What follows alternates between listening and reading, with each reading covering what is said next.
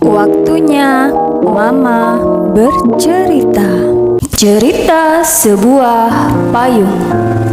Sebelum Li Ka-shing sesukses sekarang, dia pernah menjadi gelandangan di jalan. Suatu hari, turun hujan lebat dan Li Ka-shing tidak ada tempat untuk berlindung. Maka dia pun berteduh di bawah pohon besar di depan sebuah sekolah. Bajunya basah kuyup dan dia bergetar karena kedinginan. Saat itu, seorang murid SMA datang ke sekolah dengan membawa payung. Dia melihat Li Ka-shing kedinginan, lalu menghampirinya dan memberikan payungnya. "Paman, ambil saja payungku." Li Ka-shing melihat murid tersebut dan bertanya, "Bagaimana dengan kamu?" Murid itu menjawab, "Saya berlari saja, tidak apa-apa. Pulang sekolah, ingat kembalikan payung saya." Lalu dia berlari masuk ke dalam sekolah. Li Ka-shing mengambil payung dan pergi. Namun karena bepergian, dia tidak sempat mengembalikan payung itu saat pulang sekolah. Keesokan harinya, Li Ka-shing ke sekolah itu lagi untuk mengembalikan payung. Tapi dia tidak menemukan anak itu. Hari ketiga, hari keempat, hari kelima, Li Ka-shing terus menunggu di gerbang pintu sekolah selama 7 hari, tetapi tidak menemukan anak itu lagi. Akhirnya Li Ka-shing menjadi berhasil dan kaya raya. Namun setiap ada waktu dia akan mengambil payung itu dan mondar-mandir di sekitar sekolah.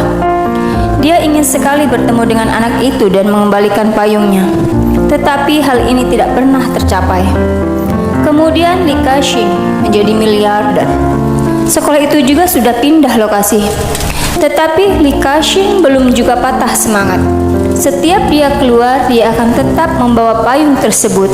Kalau dia bisa bertemu dengan murid SMA itu untuk mengembalikan payungnya. 20 tahun berlalu, Li Ka-shing tetap saja mencari keberadaan anak itu. Namun, dia sudah tidak punya tenaga untuk mencari dan menyerahkan tugas pencarian ini kepada manajer administrasi, manajer Zhang. Dia berkata, "Asalkan anak itu ditemukan, bawalah dia kepada saya." Manajer Zhang menerima payung itu dan berjanji akan berusaha semaksimal mungkin menemukan pemilik payung itu. Namun kemudian Li Ka-shing terus mendapatkan jawaban yang dia tidak inginkan dan menganggap manajer Zhang tidak sungguh-sungguh mencari anak itu. Dan akhirnya memutasi manajer Zhang ke perusahaan bawahannya. Ketika hendak pergi, manajer Zhang mencari Li Ka-shing untuk membawa payung tersebut. Li Ka-shing berkata, "Tidak perlu lagi, akan ada orang lain yang melanjutkan pencarian." Manajer Zhang berkata, "Pimpinan Li, Anda tidak perlu mencarinya lagi. Sayalah pemilik payung ini." Li Ka-shing tertawa. "Kamu? Jangan bercanda denganku." Manajer Zhang berkata, "Saya tidak bercanda. Sayalah murid yang hari itu memberikan payung untukmu." Manajer Zhang berkata bahwa saat itu dia pergi mencari Li Ka-shing sepulang sekolah, tetapi tidak menemukannya. Keesokan harinya dia pindah sekolah, sampai akhirnya kuliah di Inggris. Waktu berlalu dan dia juga melupakan masalah payung itu. Lulus kuliah dan pulang ke Hong Kong. Manajer Zhang pun melamar di perusahaan Li Ka-shing. Saat itu dia melihat Li Ka-shing membawa sebuah payung kemana-mana dan ia mengenalinya sebagai payung yang dulu pernah ia berikan kepada seorang gelandangan. Sekarang gelandangan itu sudah menjadi orang terkaya di Hong Kong, menjadi bosnya sendiri. Dia tidak mau mengakui payungnya karena tidak ingin menggunakannya sebagai alat untuk maju di perusahaan. Dia bekerja dari bawah sampai akhirnya naik pangkat menjadi manajer. Tetapi tidak sekalipun dia berkata bahwa payung itu miliknya.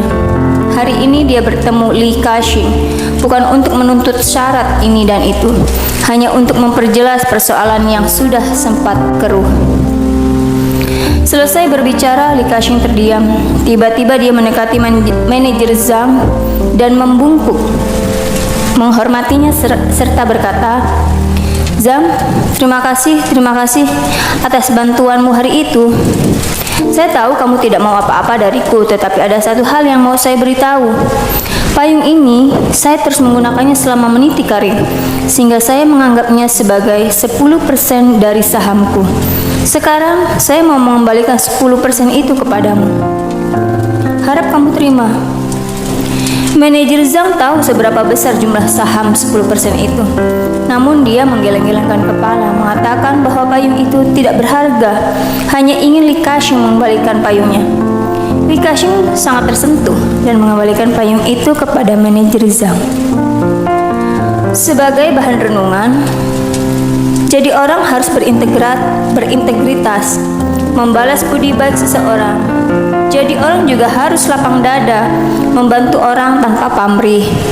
Bantuan tanpa pamrih akan membawa kebaikan yang tidak kita duga. Cerita diambil dari buku Jadilah Orang yang Bersyukur.